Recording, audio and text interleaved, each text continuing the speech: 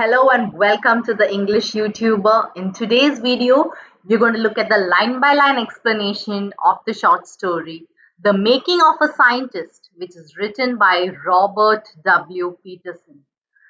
Stay and watch the video until the end because we're going to highlight important questions and understand this story in depth. Let's begin.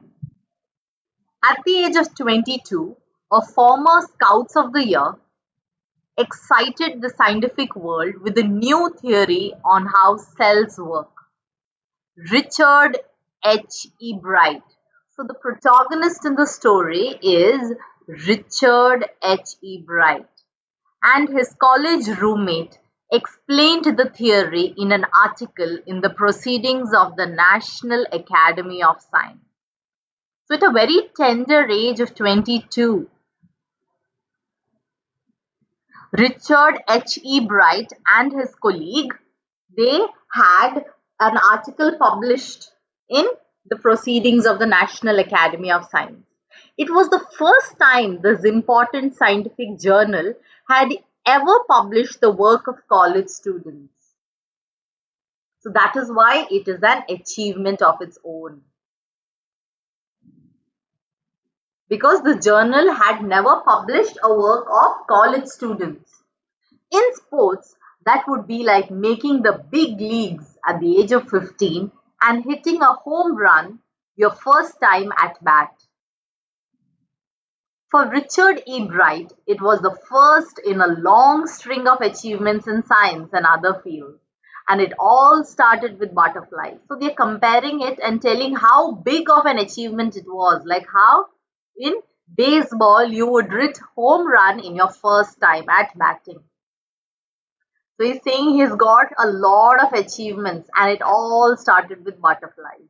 So they're going to start from the beginning of how E. Bright had become so successful. An only child, E. Bright grew up north of Reading, Pennsylvania. So Reading is a small city in Pennsylvania. There wasn't much I could do there, he said. I certainly couldn't play football or baseball with a team of one.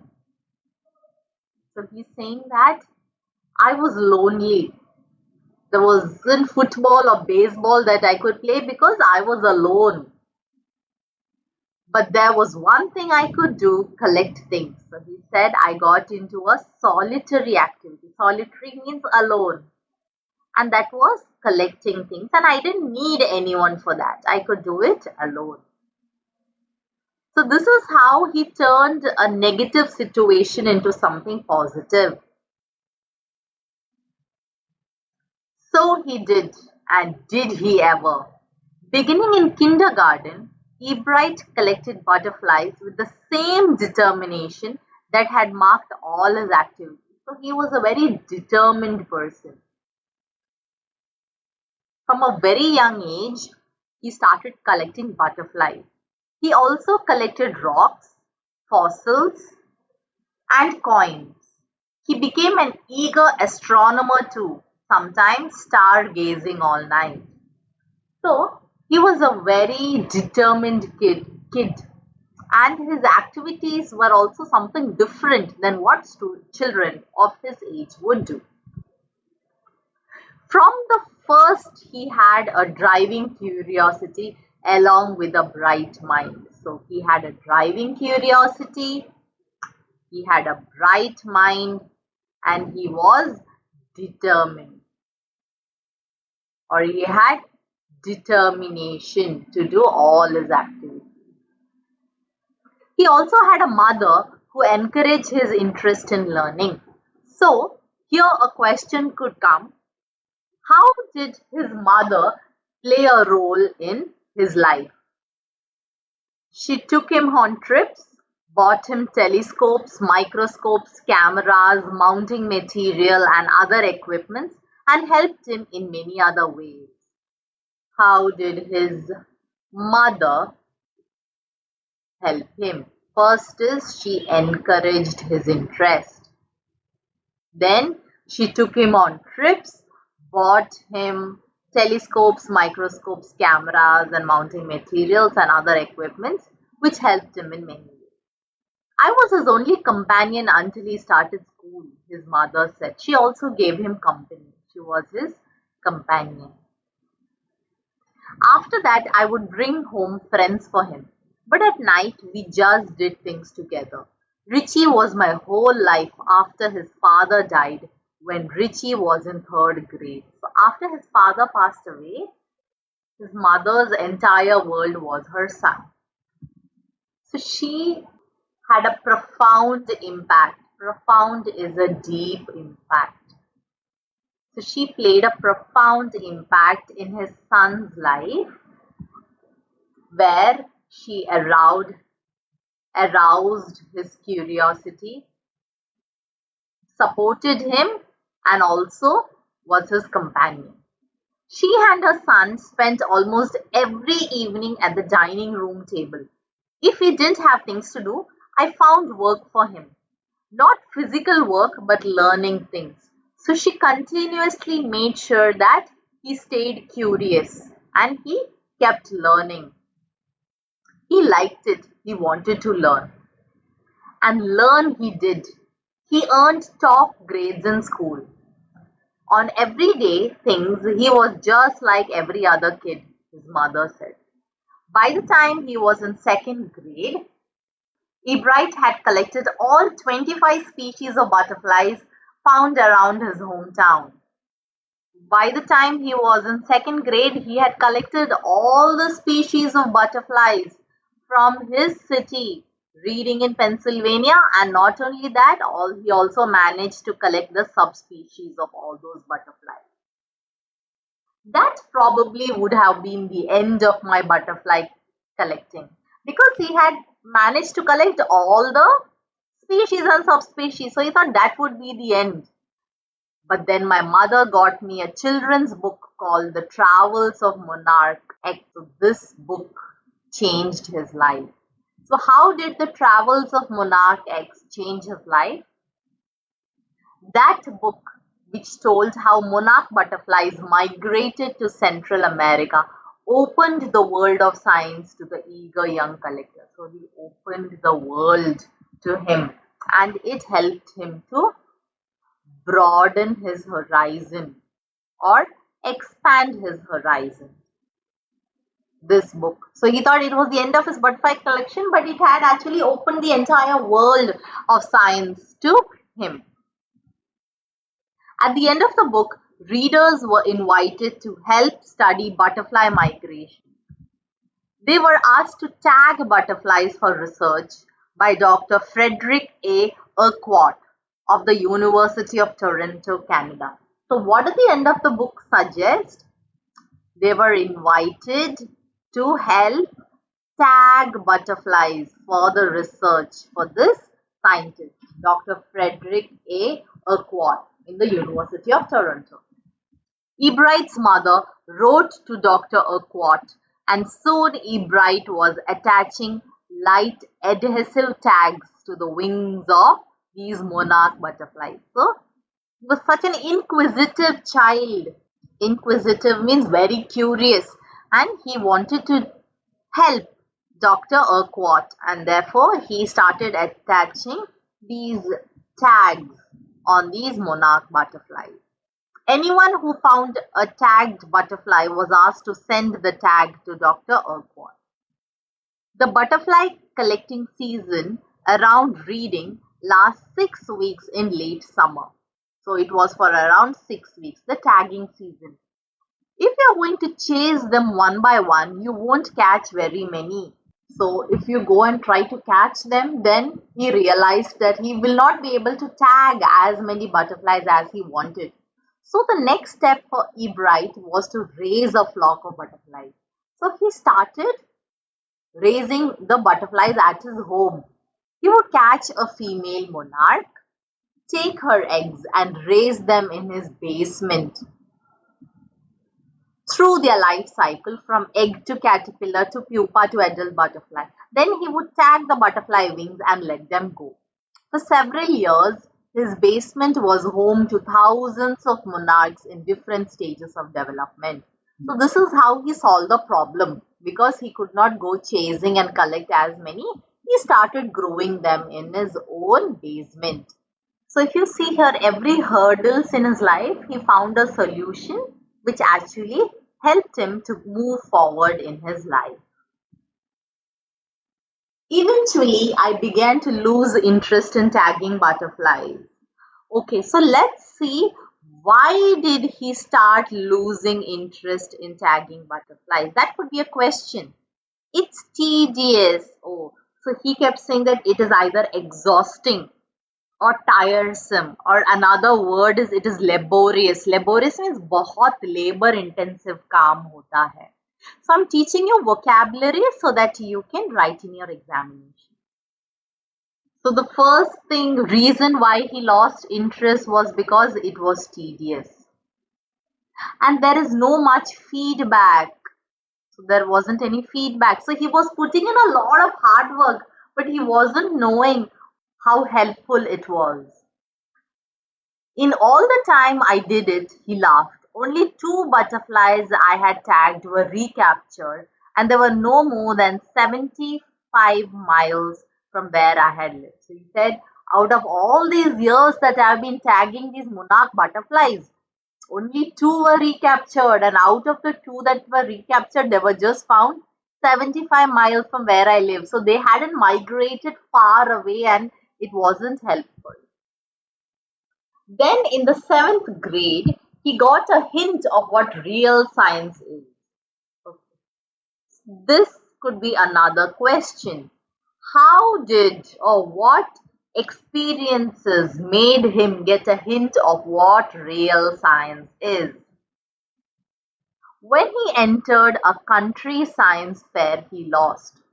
So his failure in the country science fair made him get a hint of what real science is. Because he was sad or he was dejected.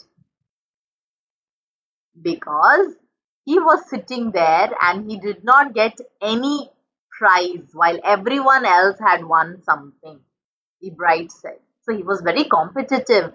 He was feeling dejected because he was sitting there alone and everyone was winning something. His entry was slides of frog tissue, which he showed under a microscope. He realized that winners had tried to do real experiments and not simply make a neat display. So he realized just by doing a neat display will not fetch him a prize, but he had to do a real experiment to win. So this is when he got a hint of what real science is. Already the competitive spirit that drives Richard E. Bright was appearing. So his competitive spirit was awakened. I knew that for the next year's fair, I would have to do a real experiment, he said. The subject I knew most about was the insect work I have been doing in the past several years. So he wrote to Dr. Urquhart for ideas, and back came a stack of suggestions for experiments. So he asked suggestions of Dr. Urquhart saying, what experiments can I do? And those suggestions kept E. Bright busy all through high school and led to prize projects in country and international science fairs. So he implemented all those experiments and he won a lot of laurels. Laurels is prizes. For his 8th grade project, E. Bright tried to find the cause of a viral disease that killed nearly all monarch caterpillars every few years. So the question could be, what experiments did E. Bright undertake? So the first project was he tried to find the disease that killed nearly all monarch caterpillars every few years. He thought the disease might be carried by a beetle. So his hypothesis, that is the assumption, was that a beetle was causing all these monarch caterpillars to die. He tried raising caterpillars in the presence of the beetle. It didn't get any real results, he said. But I went ahead and showed that I had tried the experiment. This time I won. So this time he had done a real experiment. Even if it did not give him the results that he desired, but still his hard work had given him a prize. The next year, his science fair project was testing the theory. So, what was the next project that he did? Testing the theory that viceroys butterflies copy monarch butterflies. The theory was that viceroys look like monarchs, so they look identical. Because monarchs don't taste very good to birds. So then he tried to see why they seemed identical. Viceroys, on the other hand, they taste good. So the more they look like monarchs, the less likely they are to become a bird's dinner, because the bird might think that these viceroys butterflies are actually monarch butterflies, and then it will not eat it. Ebright's project was to see whether in fact birds would eat monarch butterflies. So his project was to see if birds would eat monarch butterflies. He found that a starling would not eat, so it's a bird, would not eat ordinary bird food. It will not eat. It would eat all the monarchs it could get. Ebright said later research by other people showed that viceroy probably do copy the monarch. So yes, they do copy is what he found out. This project was placed first in the zoology division and third overall in the country science fair. So even in this experiment that he did, he won prizes. In his second year in high school, Richard E. Bright began the research that led to his discovery of an unknown insect hormone.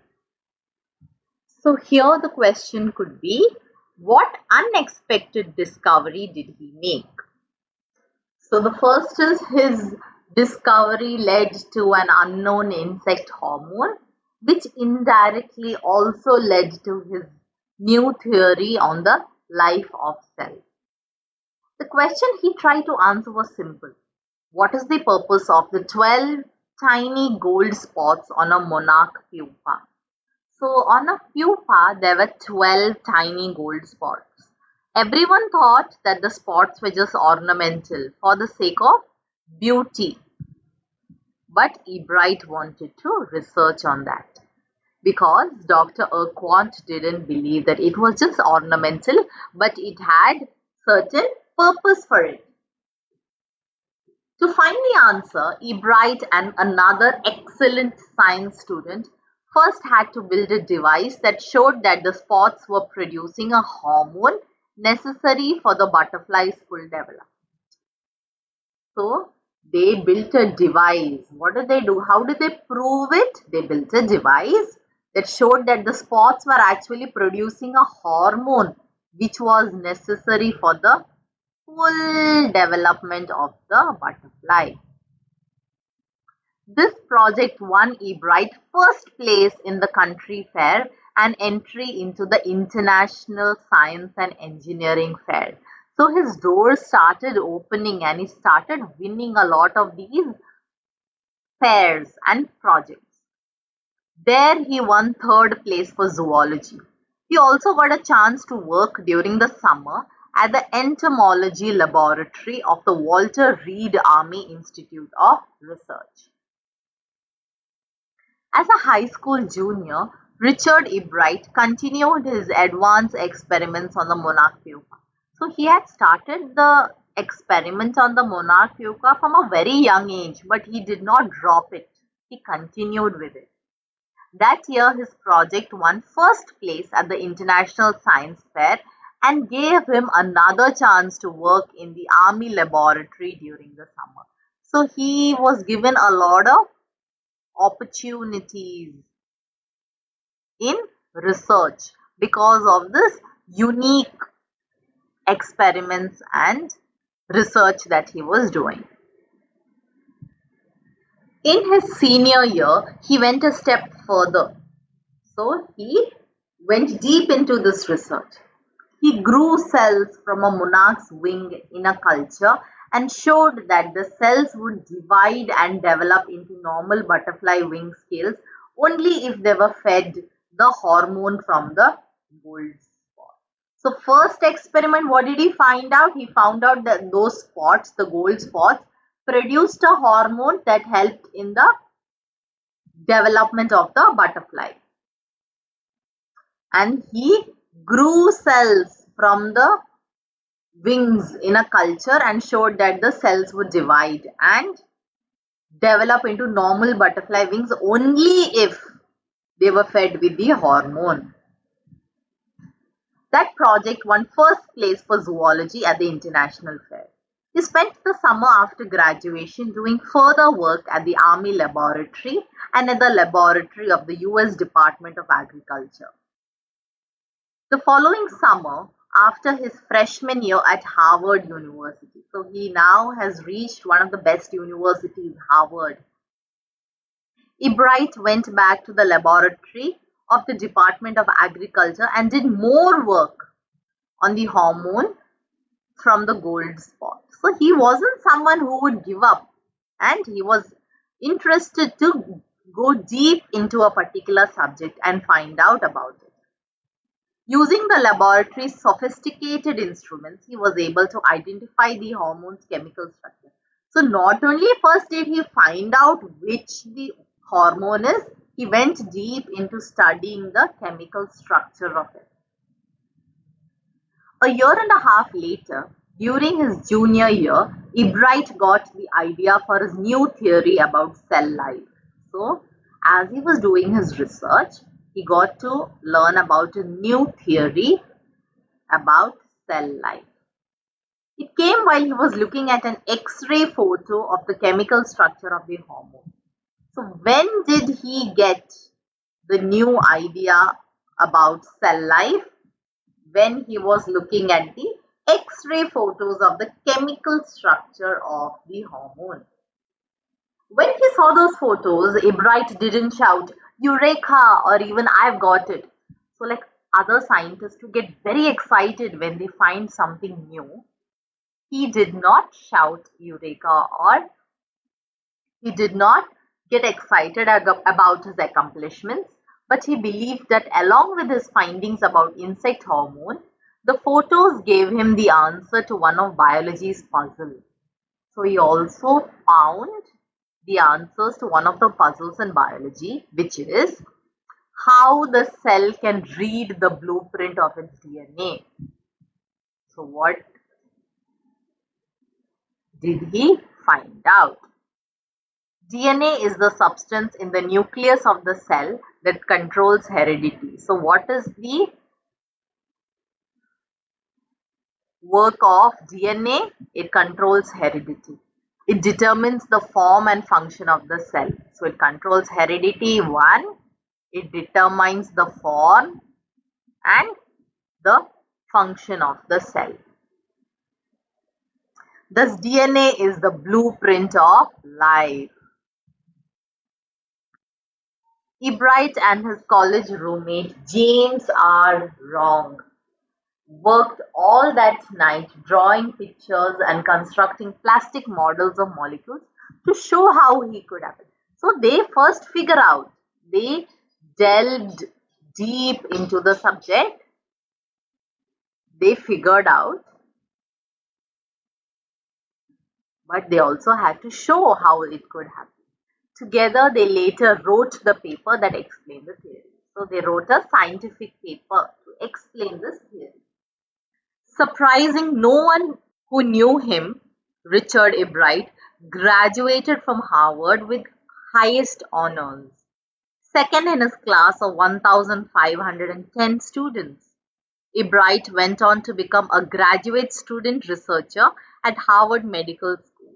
There he began doing experiments to test his theory. So he found out this theory and then he started doing experiments.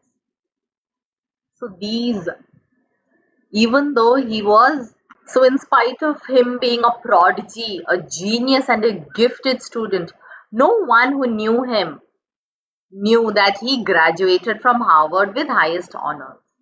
If the theory proves correct, it will be a big step towards understanding the processes of life. It might also lead to new ideas for preventing some types of cancer and other disease.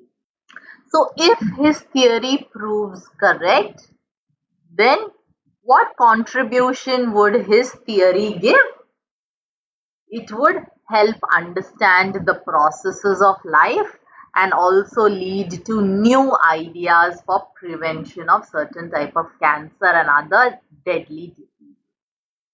All of this is possible because of Ebright's scientific curiosity. So all these experiments and all these achievements are only possible because of his scientific curiosity and his thirst for knowledge.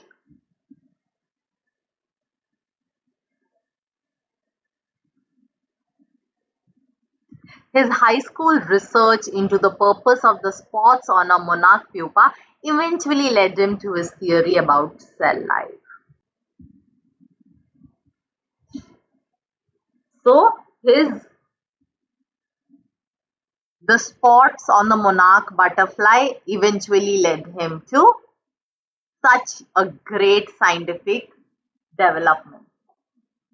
Richard E. Bright has been interested in science since he first began collecting butterflies, but not so deeply that he hasn't time for other interests. So, this paragraph is showing how multifaceted he is. We are saying not only he is bright in his studies and he has a lot of scientific curiosity, but he's also a champion debater, public speaker, a good canoeist. Canoe is that small boat in which you sit and row. An all around outdoors person. He's also an expert photographer, particularly in nature and scientific exhibits. So, this shows that he's an all rounder. Not only in studies he excels, but in other things as well. In high school, Richard E. Bright was a straight A student because learning was easy, because he enjoyed learning. He turned a lot of his energy towards the debating and model United Nations clubs. He also found someone to admire, Richard A. Wehrer, his social studies teacher and advisor to both clubs. So, he admired this teacher a lot. Mr. Wehrer was the perfect person for me then. He opened my mind to new ideas. So he showed him a lot of ways in how he could improve and put in a lot of new ideas in. Richard would always give that extra effort, Mr. Wehrer said. What pleased me was here was this person who put in 3 or 4 hours at night during debate research, besides doing all his research with butterflies and his other interests. I think right from his school days, he used to put in a lot of effort in debate research, and now he's doing a lot of other research in his life. Richard was competitive, but not in a bad sense. You think his competitiveness was not to put others down. He wasn't interested in winning for winning's sake or winning just to get a prize. Rather, he was winning because he wanted to do the best job he could. So, he was very competitive and he did not win just for the sake of winning. He wanted to win because he has put his 100% and has done the best job he could. For the right reasons, he wanted to be the best. And that is one of the ingredients in the making of a scientist. So, which is the main ingredient in the making of a scientist? This could be a question. Start with a first-rate mind, add curiosity, and mix in the willingness or the urge to win for the right reasons. Ebright has these qualities. So these qualities make someone a scientist. That is, first to have a good mind, to have curiosity, and also the determination to win for the right reasons. Not just to win, but to do hard work and do the best job one could do. From the time the book The Travels of Monarch X opened the world of science to him, Research Ebright has never lost his scientific curiosity. So this book has played an integral role, or has played a pivotal role in his life, because that has aroused his scientific curiosity, which never got diminished. This was a really long video and a really long story, but I hope you enjoyed listening to the line by line explanation. If you haven't subscribed, do it immediately so that you don't miss any important videos. God bless you. I am praying for you, and study well.